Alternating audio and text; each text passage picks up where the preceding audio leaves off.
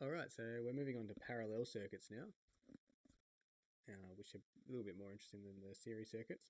So we have, for a parallel circuit, we have this configuration here, and we have had a look at it in previous examples as well. So we have a resistor connected like this, and a resistor connected like that in parallel. Okay, so one of the features of a parallel circuit is that the current splits at that parallel place. So if we look at the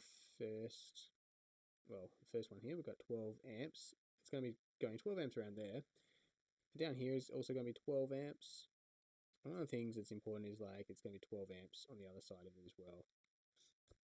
So, but the current splits in this kind of fork, and there will be more current in the path of least resistance.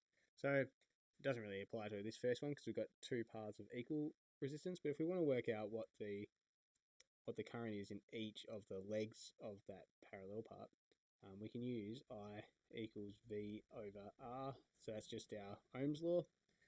And if we have, remember, if we've got 18 volts over this side, maybe I'll just do that one. Might get a different color. I like using different colors when I can. Let's use red versus blue. Okay, so we've got 18 volts here, and we've got 18 volts here and here. Okay, so there's a difference of 18 volts across there. So in this case, I is going to be 18 divided by 3, so 6 amps is going there. And along here as well, there's going to be along that leg, 18 divided by 3, so that's also going to be 6 amps. And just notice that the current in each of these legs adds up to the total current before and after it splits off. So 6 amps plus 6 amps is equal to 12 amps. Here we go again. We've got 12 amps. In all these legs, we've got 12 amps. So we've got 12 amps here. And again, we'll have like 12 amps going all the way along here and 12 amps coming out along there. All right, this time I is equal to 24 divided by 6 in this leg. So 24 divided by 6 is 4 amps. And then 24 divided by 3 is 8 amps. So just notice that 4 amps plus 8 amps is equal to 12 amps. Excellent. Finally, we have 12 amps again going around the circuit. And we have now in this leg here, we're going to have 18 divided by 6, which is 3 amps. And then 18 divided by 2 is going to be 9 amps. And that is equal to, so 9 plus 3 is equal to 12 as well. Great. Okay. So the other thing, and I've already spoken about this already, so voltage is equal. So note that in a parallel circuit, the same voltage is lost across the two parallel legs, even though one resistor may be higher. So if we have a difference of 6 volts across our battery is supplying 6 volts, and we've got a difference of 6 volts here and here, it means that across each resistor we're losing 6 volts as well. So they've already written 6 volts in first there, 6 volts across there as well. Similarly here, if we've got 12 volt difference across here and here, then it's going to be 12 volt different across each resistor. So calculations in parallel, calculating the resistance is a bit more interesting. So like we've kind of seen, the total I, so this total I is equal to the current in each leg. So I1 plus I2. Okay. And then if we substitute V over R into each of these equations, the voltage is the same across each leg, like we said before.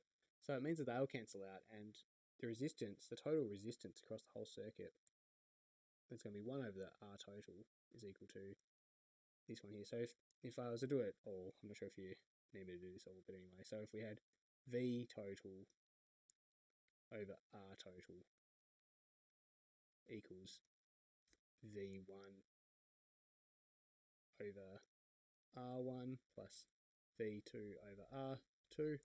Okay, so that's basically, we're saying that this here is V1 and this here is V2, but we know that V1 and V1 V2. We know that V1, V2, and V are all the same, so all those would cancel out, leaving our 1s on top. And then you get this function there. Okay, this equation. And then if you rearrange this, you can rearrange it so that R total's on top, and you end up with this equation here, which gives us R total, and that's on our formula sheet, or both of these two equations are on our formula sheet. Okay, so example. So draw a diagram for and calculate the equivalent resistance of 220 ohms and 470 ohms. And just remember that we did this in the series video, and we found that for a series, the R total is equal to 690 ohms. So we just added those two together. So now let's have a look at this one. So we'll draw in our parallel. This is going to be our 220 ohms, and then we've got another one here, which is our 470 ohms. And our total resistance of the whole circuit is going to be equal to 220 times by 470. So just putting them in the top, over 220 plus 470. And that actually comes out as 150 ohms. That's the three significant figures.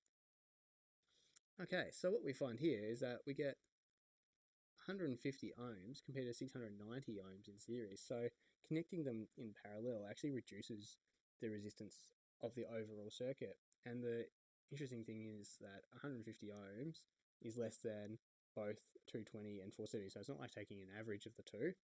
It's actually reducing the resistance of the overall circuit.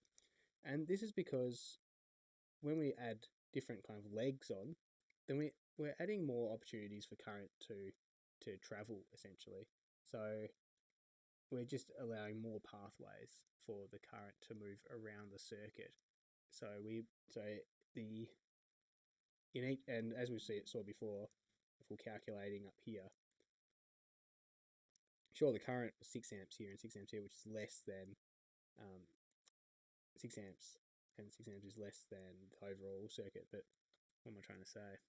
What I'm trying to say is that we've got small currents, but they all add up to something bigger, basically, is what I'm trying to say. So the more pathways we have, the more current that should flow around the circuit.